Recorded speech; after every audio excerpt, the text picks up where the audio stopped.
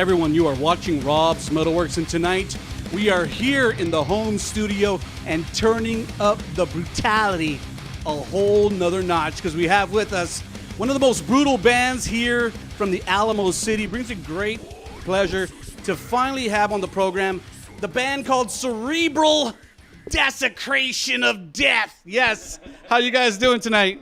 Great, man. How you doing, brother? Great. Kobey. How you doing, man? Glad to be here. Kobey makes his return. Glad to have you, sir. We'll talk more about that later. And Joe, how are you doing, my man? Oh, man. Doing good. Doing great. It's awesome, man. Thanks for having us. Yeah. I was telling you off camera when I heard your new record, Further Than Bottom, I was like, oh, man, I got to support this because, I'm a fan. I jam it all the time. It's heavy, and it sounds great, and we're going to talk all about that. Tonight, though, there's people who watch our program all over the country and the world, and, one of our primary goals here is to share fucking San Antonio and Texas metal with those people. So I don't want to take for granted that everybody knows about the history of the band.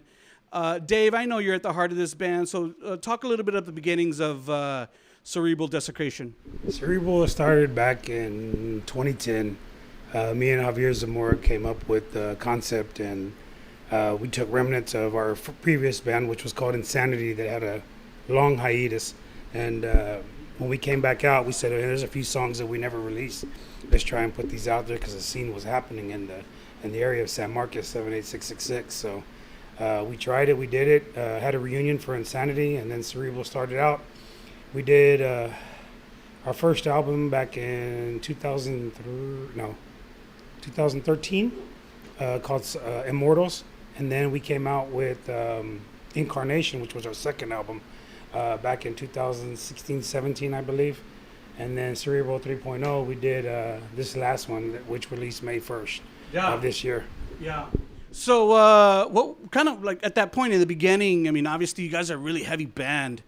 And I call it like death groove metal because it's like, man, you could just like headbang to it. It's not too fast and it's not too slow. It's just right, perfect headbang mode. So, what kind of in the beginning, like, what was the vision for Cerebral? Like, what kind of bands were you listening to at that time that maybe kind of influenced kind of the vibe of what you wanted to deliver with your band? Wow, man. Let's see. Sepultura, who we got the privilege of opening for in San Antonio back in 2012. We got to jam out with them here in San Antonio. Obituary, huge fan. Yeah. Death. Man, you can go into Michael Jackson, like we were talking about earlier. No, yeah. I didn't throw that in there. Michael Dave's Jackson. A character. Dave's a character. It's the truth. It's the truth. You got to be honest about it. So, Cerebral came from many different visions of all the musicians that have been in the band. But with the brotherhood we got right now, we're just trying to portray music that will attract every genre of metal head that's out there. I don't say genres very often, but when I do, I speak of metal in general, and we want to be able to portray and get all those people to enjoy what we're trying to put out there as a band. Yeah, it's a beautiful thing now. I mean, I think I came on board at the right time because it seems like Cerebral 3.0 is like the best it's ever been, and I know that obviously with everything, in bands and relationships, families, everything, everything's evolve. And Kobey Lange is part of the band now. This is his first recording with the record. On this record, Kobey, what's it kind of been like, kind of assimilating yourself into Cerebral? Obviously, you've been on Rob's before because of your work with Scars and Bryan Eckermann. But this is kind of something for me when I think about you. I always think like, you're, and I'll say this on camera, and I said this to you off camera. You're just like, to me, like you're like the premier death metal vocalist in our city now. Like you are the premier. Like nobody tops Kobey Lange. Why is that on camera? No. Because I think you are worthy of that,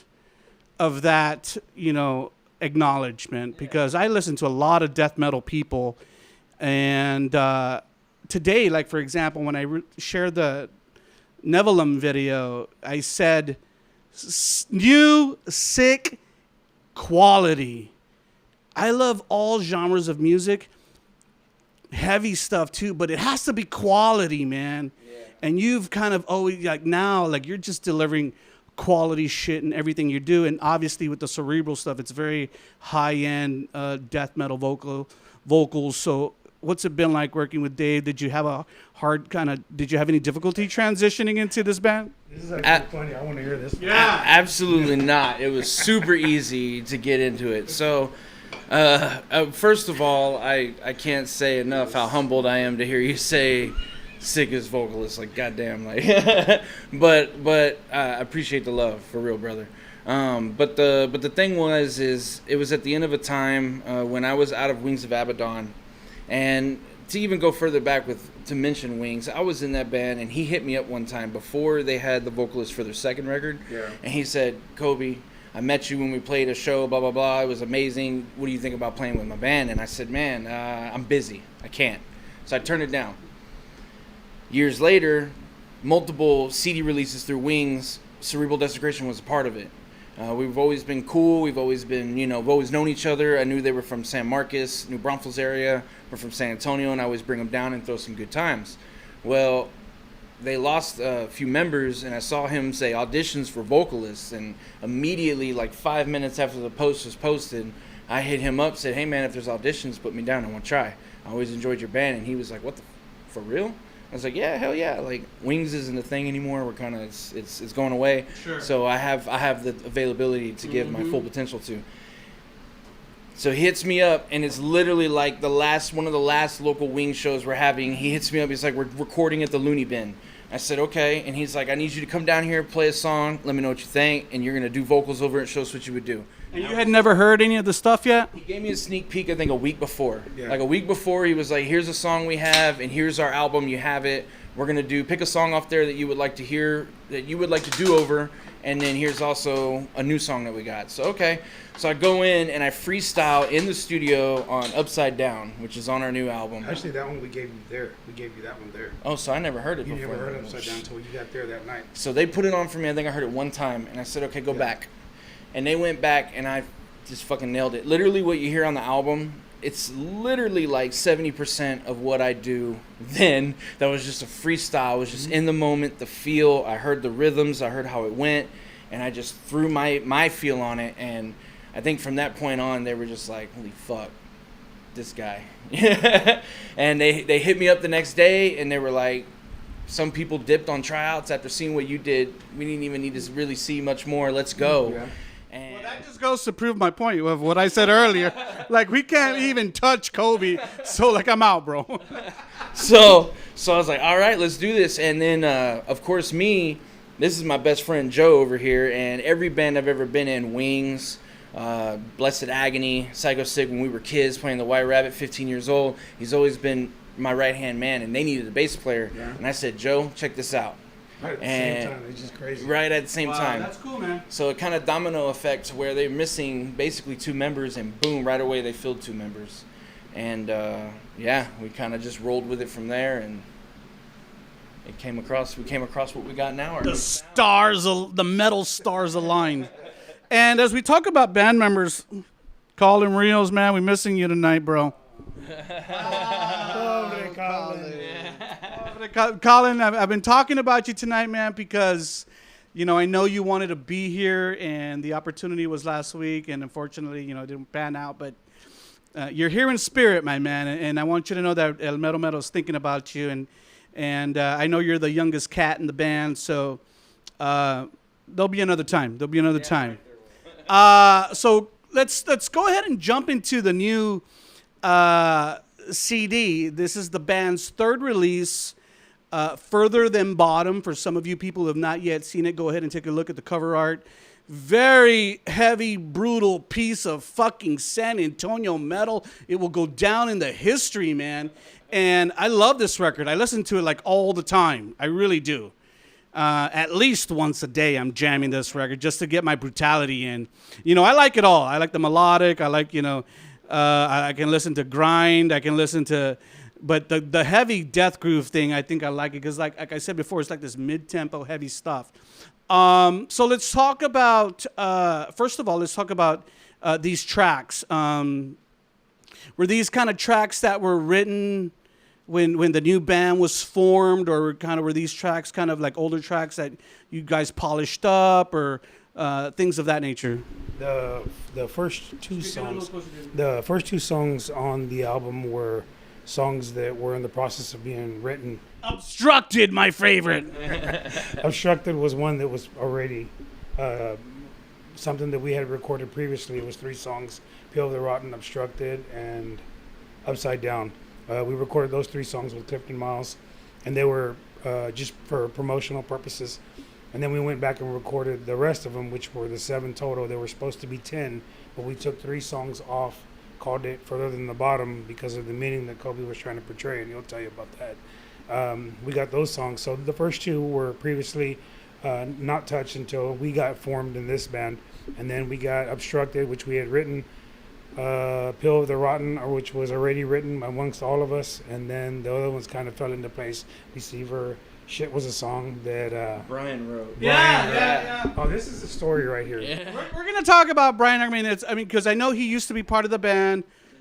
Obviously, Bryan Eckermann. And with this interview too, we are going to announce that Bryan has fully stepped away as a member. We already got someone else in play, which we're super excited about. He's gelling well with us, but Bryan will always be a part of Cerebral in a sense, because going forward with what he did with us recording wise and just how he's helped us already to this point. He's definitely gonna be in our back pocket for a while. That's my boy. I'm always gonna. Yeah, dude. Please share all the details about Bryan Eckermann. I mean, he's my friend, so I already know all this stuff. But please, aside from that, share, because all these people out there don't know all those details. Bryan Eckermann is a lead guitar player, producer, engineer, mixer, does everything. He told me about him kind of putting that last track together, that shit track. But he was like, Rob, don't be misled. This is not. I'm just. I've always been a little part of this, but this is David's band, and Cerebral Desecration was around way before I came along. So let's talk about this EP. Let's first talk about the title, Further Than Bottom. I like that because, we hear about people. When I heard the title Further Than Bottom, I'm like, man, that's pretty fucking low. And some people, they sink into those kind of depths in life, for whatever reason, because of financial reasons or relationships, or you're getting fucked over in the countless numbers of ways. Talk a little bit about that. I mean, were those, Kobey, did you kind of come up with that title? Were those your lyrics? I did. So me personally, when I come to lyric writing, with every band that I'm in, I try to have a certain stance about where I'm coming from. Like any previous project I've ever been, it's kind of had this certain feel around what I write. So for Cerebral Desecration, I just wanted to be just the brutal, honest truth. And that's what this song title, all the song titles stand for: the brutal, honest truth, the reality of our world, everything that we're living in. And it's so crazy, everything that's happening now, talking post-pandemic, to all the tensions that are in our country right now. It's insane, and it's kind of weird because I wrote these lyrics like way back last year, and they're all kind of coming to fruition, living through what I'm talking about. So Further Than the Bottom is my way of saying, like, how low can we go? Like, how low can we go? You're going to hit rock bottom and hit it so hard you're going to blow through the floor and even some more, and that's further than the bottom. That deep, dark depth that, eventually you got to climb out of. And all the songs on this album reflect a feeling of getting there. So, for example, The Washed Away, the opening track on the album, I wrote that song around the Las Vegas shootings. Literally, like that whole happening that happened in Las Vegas where tons of people died at a country concert, and it didn't need to happen, but it happened. Fucking crazy. And right? and the weird thing about that whole thing is I don't hear about it. I don't hear on the news. There's never an anniversary. We still hear about Sandy Hook, which was terrible too. Don't get me wrong, but 80 plus people died in Vegas, and we don't hear about it. They gave us a story that said this is what happened, and they went out there and washed the blood away. And that's literally what the song's about. It's like they washed the proof away of what happened, and they said this is what it is. We're not going to call it what it is, because what's safer is you think this. And that's how I feel a lot about what we're given through our media, through everything that's told to us, sold to us, bought from us. We're led to believe a certain way, and I question that way of thinking, because as a lyricist, I mean, you have to question.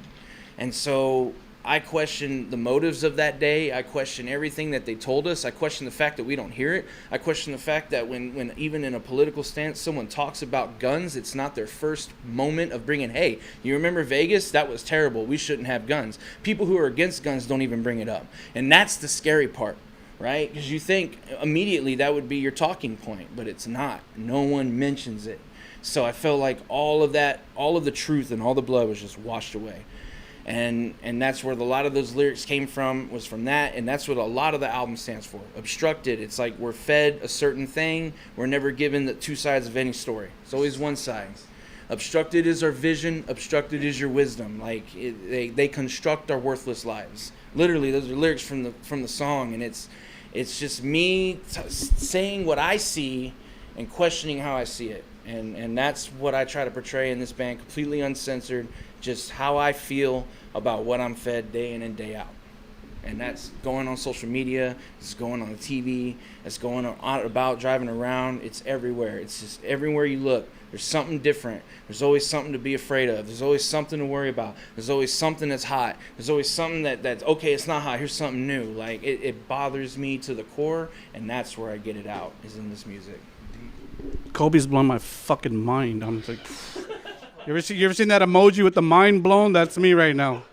That's pretty fucking deep, Kobey, and thank you for sharing. Exactly. Yeah, man, that's deep stuff. And I think, we see a lot of tragedy in our crazy world, Columbine, and then, the Las Vegas thing, Virginia Tech, even a lot of the turmoil that we see happening across the country.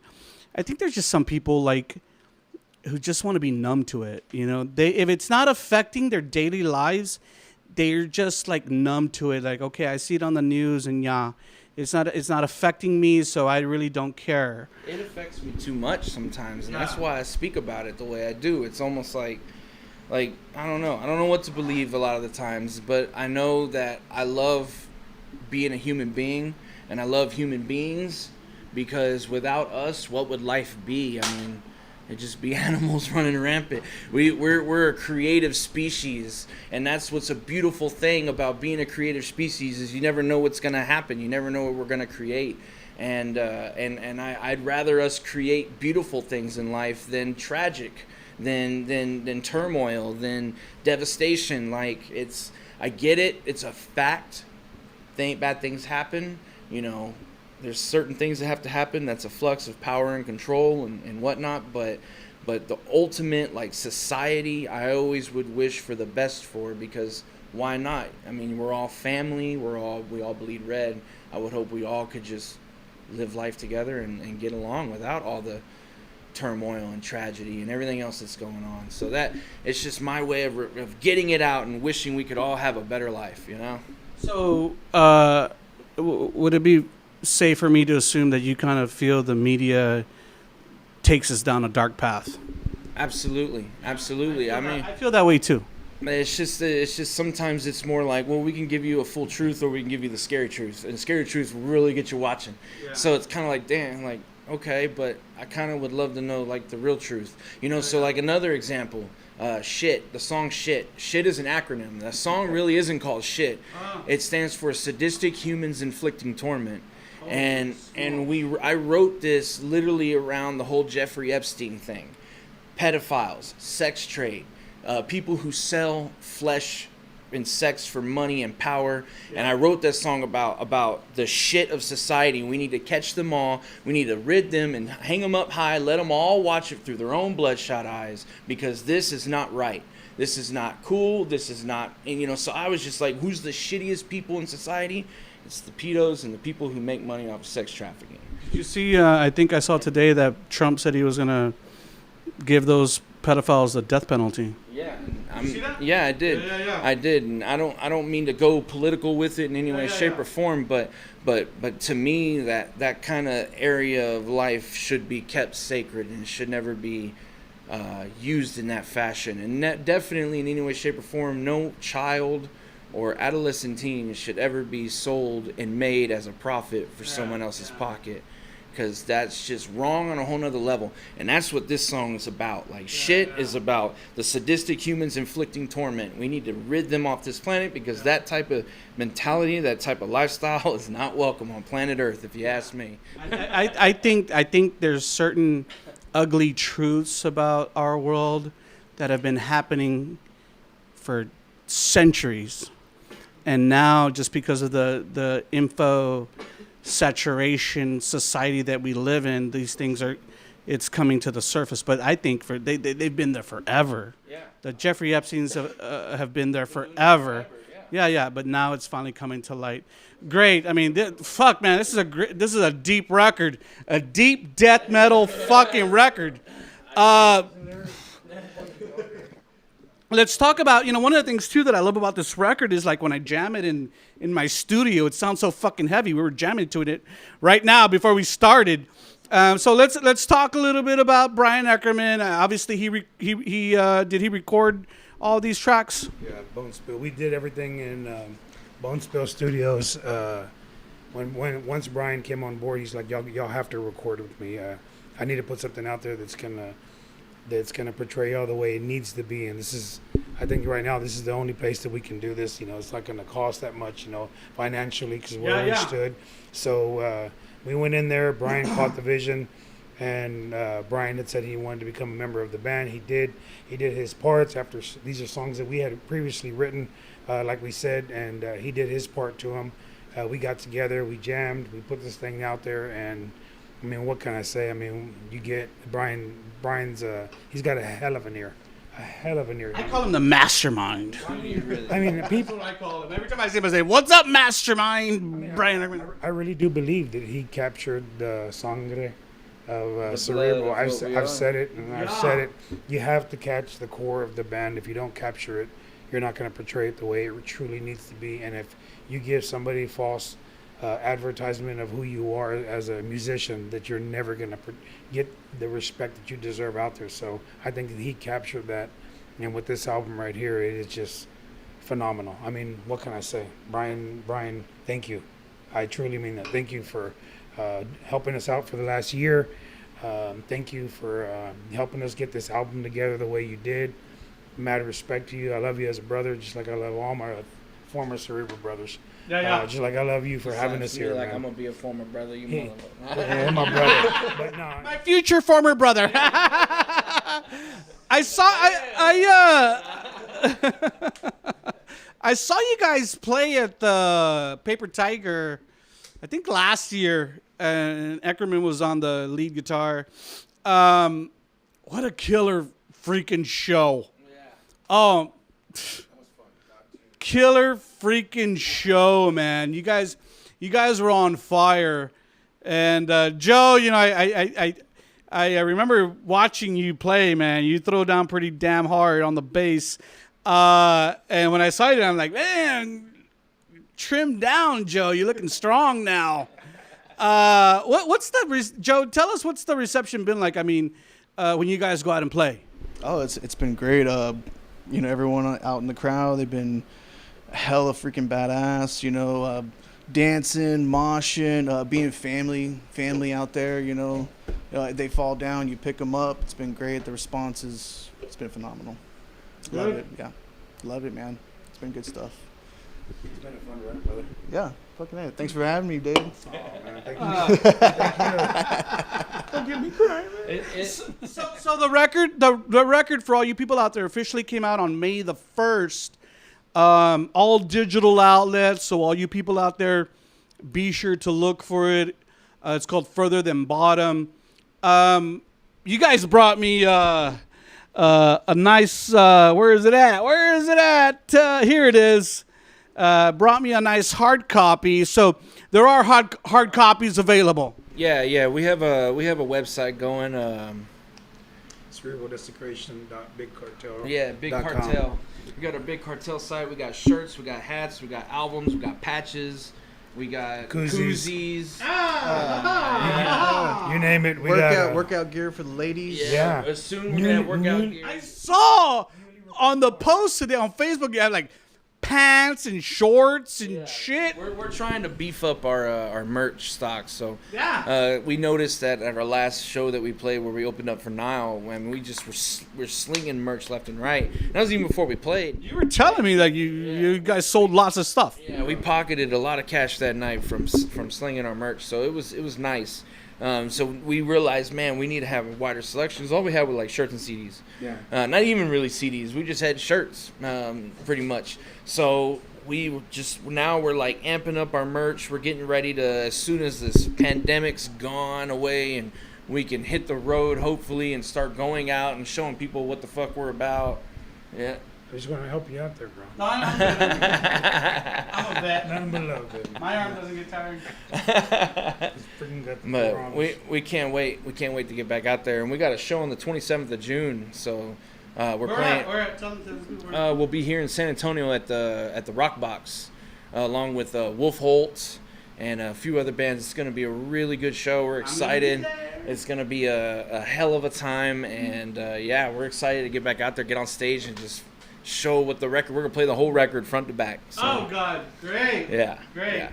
I will be out there and I will be shooting some footage because I think I released a live clip of you guys, but I just did it with my phone. I want to shoot it with my new camera and shoot some killer ass footage of the band. That's a good place to watch that. It was a Paper Tiger. Paper Tiger at the Paper Tiger show. It was You got on some your good phone, footage. but it was good footage. It was really good footage. I know how to shoot, even with the phone. So all you people out there, don't forget, look for this CD. I stand behind it totally. Heavy San Antonio fucking Texas metal. All my people out there outside of the state and the country, be sure to get this in your hands tonight after you watch this interview. You have some plans to come back. How bad are you itching to do a show?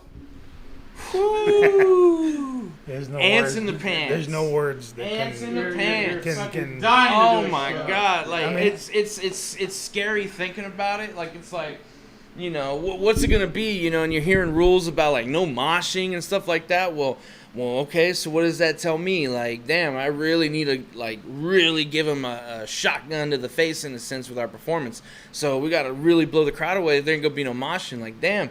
But even just thinking of that, it's like adapting to this. It's like, fuck it, we got to go full on. We were trying to do maybe a live stream, but once the shows started opening up again, we were just like, the hell with it. We need to go full all the way. I think any show happening, people would be excited to go, even if they're scared.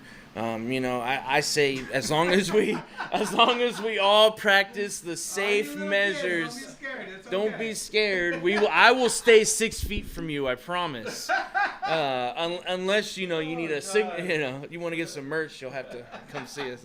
Stand at the X. No. And I'll say this, because I've seen you perform. You guys throw down, man. I love the intensity of your performance. Like I talked about Joe throwing down, but you too, Dave and Kobey. God, man, when you're on stage, you just like throw it all out there. I see you almost dying after every song because you can't catch your breath. But you're giving it your all, and I think one of the things too that I love about your performance is that you're just so emotional too. Like I see you, you get down and you're fucking have the mic on your chest, bro. It's like, man, this dude's like putting himself out there.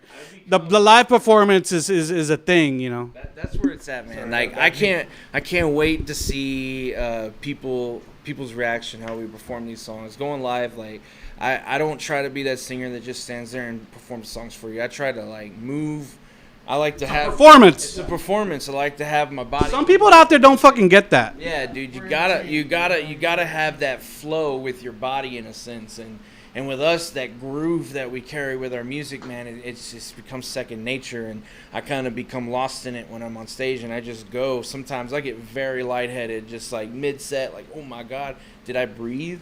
It's insane the amount of transformation that comes over you when you go on stage. I know every musician goes through some form of transformation. There's nobody who goes out there who's the same person they are when they're sitting at their house barbecuing.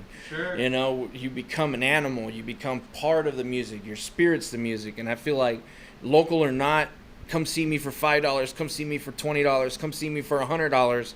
I'm going to give you the best performance I can. Whether I'm inside of a small cardboard box or I'm inside of a big giant venue, it doesn't matter to me. You deserve that because that's what I'm putting into my music. And so there's nothing less that you could give yourself than 100%, you know? We talked about videos before earlier tonight. Hopefully, you know, you guys can do a video. I'd love to see a performance video. So that way, you know, I don't have to go to a show. I can just click YouTube and watch you throw down. Joe, what's the plan with the video? You think the band will do a video soon? Man, I really hope so. I think we're talking about doing a lyric video here for the Washed Away, but I think we really need to do, like you said, like a jam, jam the fuck out. You know what I mean? Do a combo like performance lyric video. I think that'd be cool.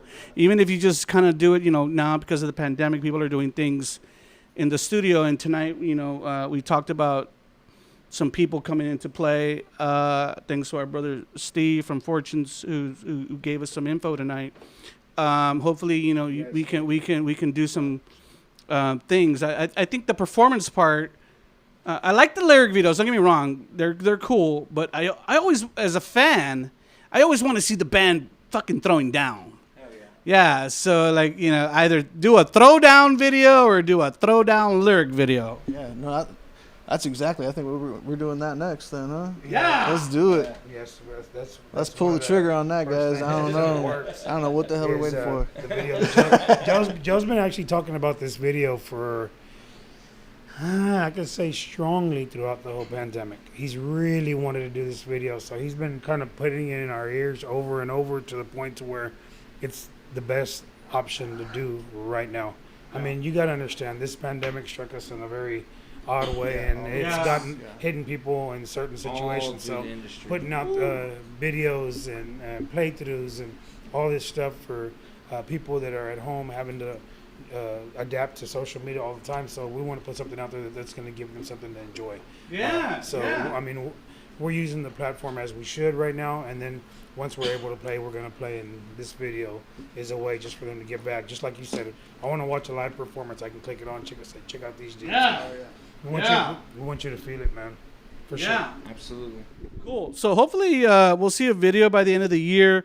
It's kind of weird because time just is going by so fast, and the days are like blurring into one another. Like different, you know. Right? Where'd the murder hornets go, right? Like, I still ain't been stung. I got stung. Very cool. Okay, so let's just say hypothetically that the kind of, you know, what's happening with the pandemic lightens up in the fall. What would you guys like to do? I mean, do you guys just want to play locally?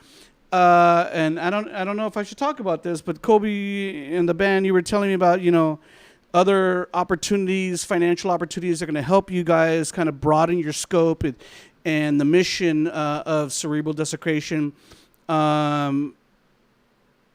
later this year. And that's great because you need funds and resources to do the things that you want to do.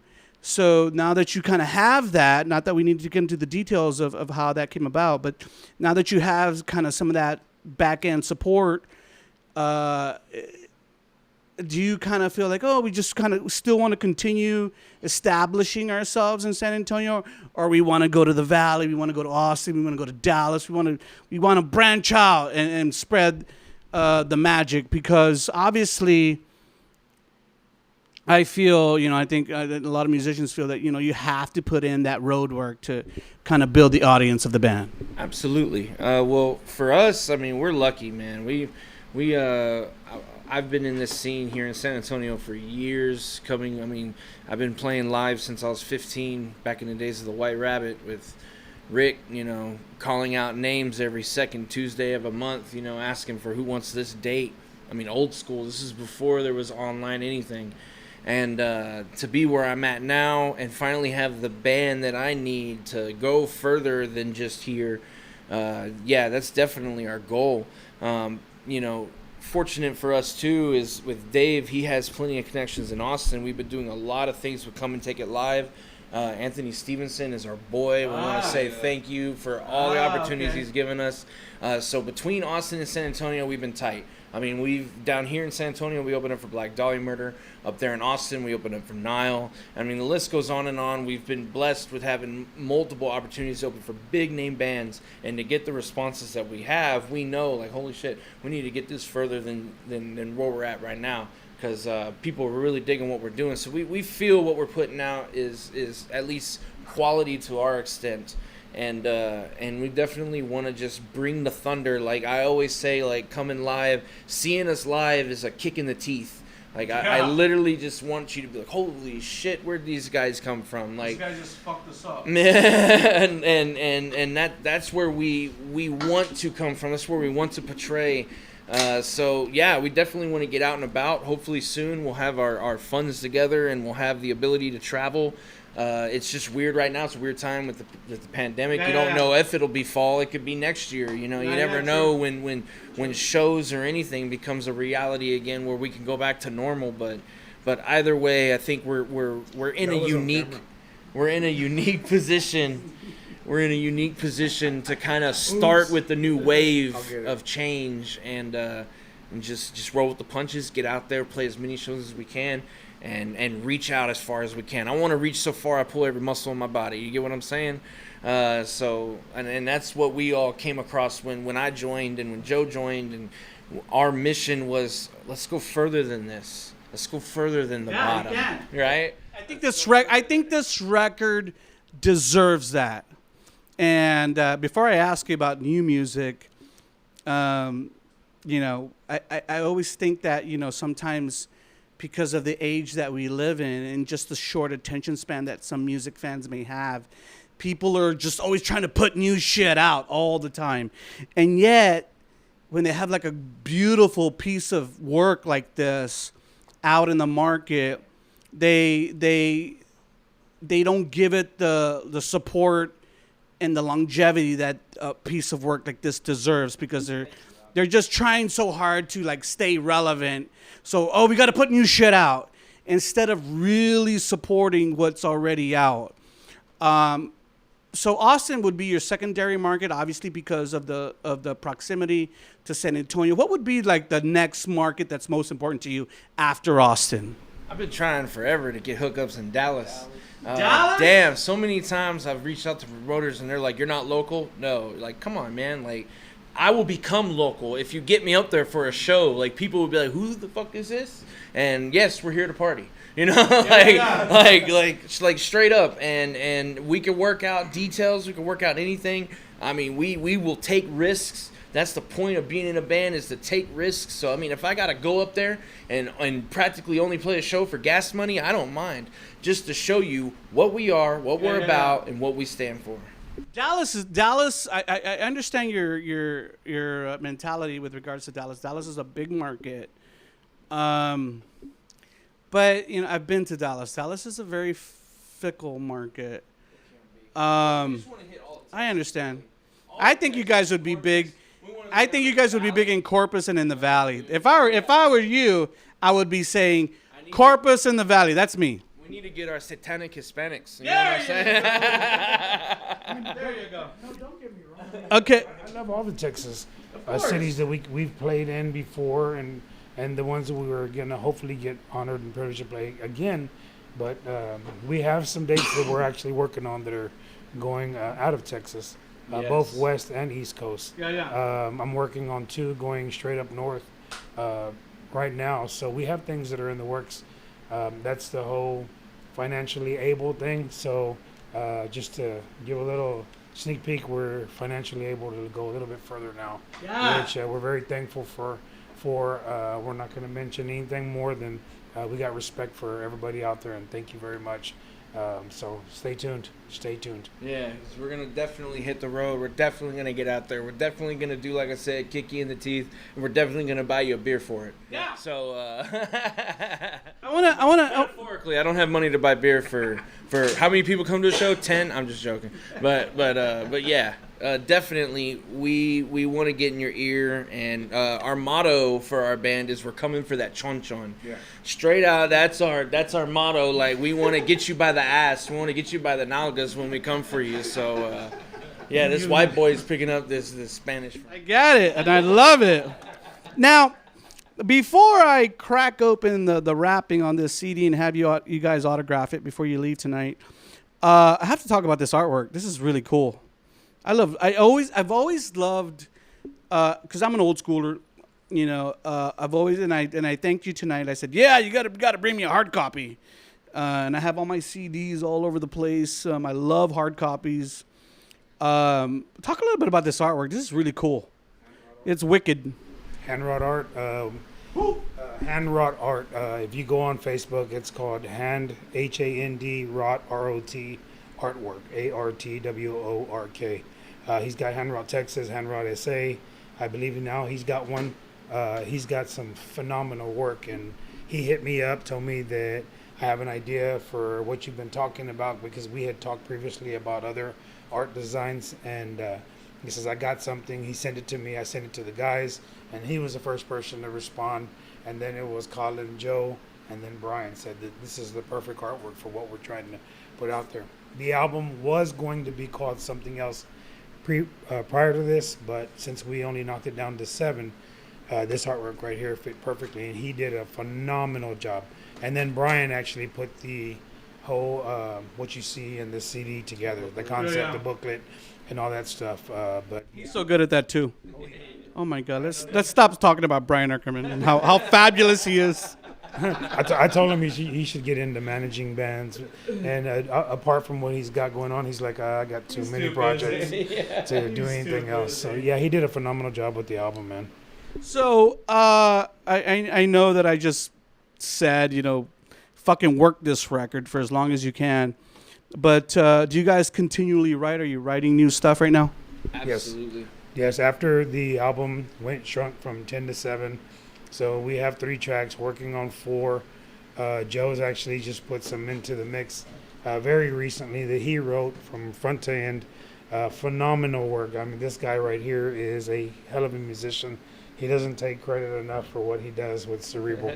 But I tell him all the time, don't let anybody ever down talk what you're doing, brother, because you write phenomenal stuff, and I'm glad that it's going to be able to come to light with a new Cerebral album that we'll be working on, and it will be out next year in 2021 for sure. You have our word on that. Yeah. How can you another EP like? It's, to me, like 7 songs is almost like a full length. Yeah, People release EPs and there's like 3 songs. Yeah. It's 30 minutes. I mean, we're pretty just brutal in your face, straight to your point a lot of times. So it's 30 minutes, 7 songs, but we felt like 30 minutes isn't really a full album to us. A full album's 40, 45, 50. So we wanted to. We had more ideas, but they just weren't quite to fruition yet. And we went ahead and just cut the 3 other tracks. Came out with this because we needed to come out with something with the new members to show everybody. Because if you hear this Cerebral and you hear the second album, it's completely different. Of course. Of course, you're on. I mean, you bring me in, you bring Joe in, and heck, you bring Bryan in, and Bryan does not play like this. And so Bryan playing like this is like, even Bryan's like, holy shit, back to Bryan again, right? But either way, like when any musician, the guy we got working with us now, you may know him. We won't mention who he is. Why can't we know who he is? Out of respect. He's in another band or what? Yes. And they know. Do I know him? Yes. You probably do. Yes. I'm pretty sure you do. Yes. Tell me off camera, because I'm gonna know before you fucking leave. Yeah. Okay, guys. It's really nothing more than we spoken to both Bryan and him, and out of respect for the both of them, we're doing it in due time. It's just, it has to flow correctly, so that way their brotherhood, our brotherhood, Bryan, everything that we've got going on for Cerebral, because it's a brotherhood.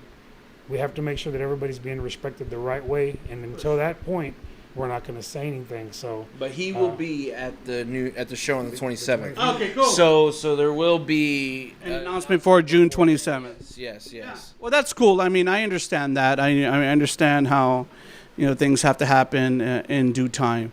But obviously, you wouldn't have chosen him for the band unless he was kick-ass. He had to match what. I mean, we lost Bryan in a sense, so we had to get somebody who at least. Those are big shoes to fill. They really are, but and be honest about it, he was a person that we had contacted before.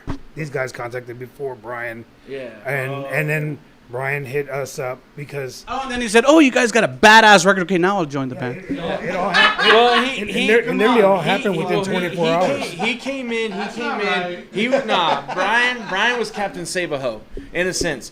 We had a guitar player who quit. Just flat out, like, I'm done. And we were like, oh shit, we got shows, we got national shows coming up.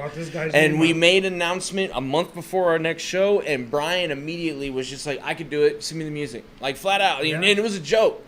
But we were like, are you for real? And then he was, well, yeah, I mean, I could. I don't know if he had too much to drink that night or something. He was like, yeah, I could. Yeah, he said just like that, man. And he came, and we gave him the shit, and he played it, and it just meshed. He enjoyed it. He had fun. When I saw it, looked seamless. Yeah. He was in the pocket doing it. He's a particular person, so to even get him to get in that pocket means that we were at least doing something right to get him to be in that pocket. You know what I'm saying? He told us flat out when he came into the band, he says that, I really did not think I would ever be doing this again.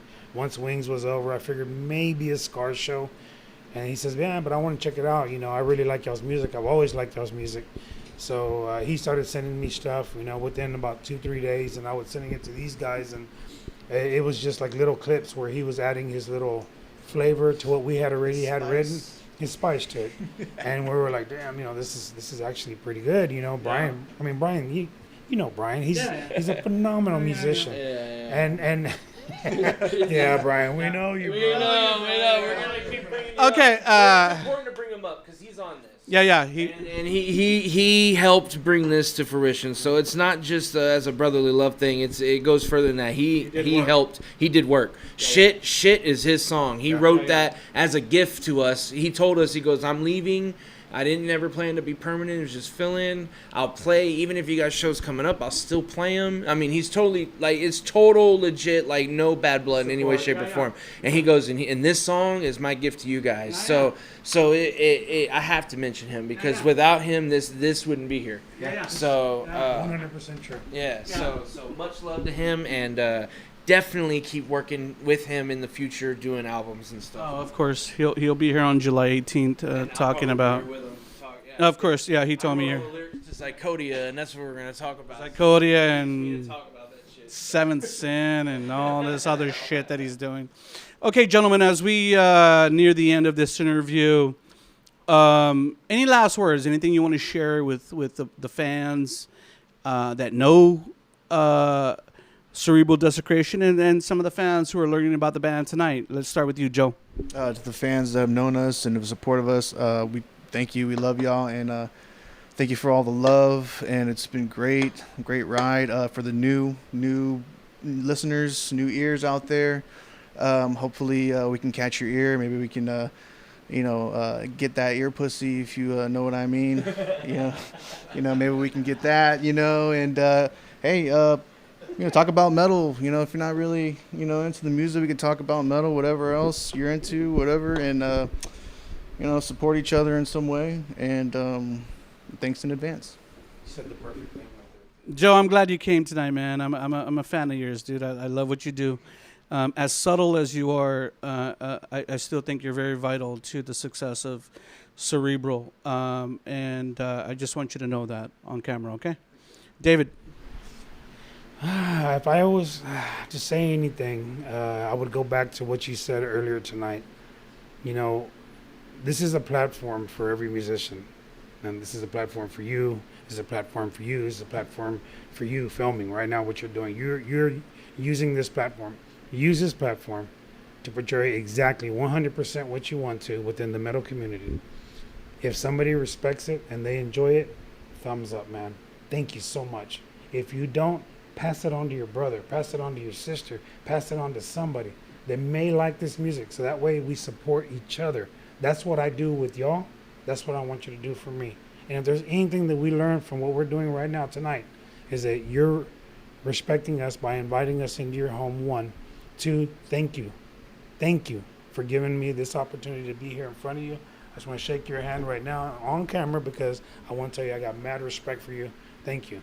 It's a long time coming, and I appreciate the fact that I'm right here standing before you, being able to be here with my brothers and everybody that's watching this when they do. Support each other. Support each other. Without you, what we do means nothing. Thank you. Thank you. Thank you. I love you too, David. I love you too. Thank you for being so candid and heartfelt. I mean, I don't think, as metal fucking crazy guys, we don't do that enough. At least not on camera. But thank you so much for sharing that. It means a lot. And trust me, I take it to my corazón. I continue to do what I do because of people like you. Kobey.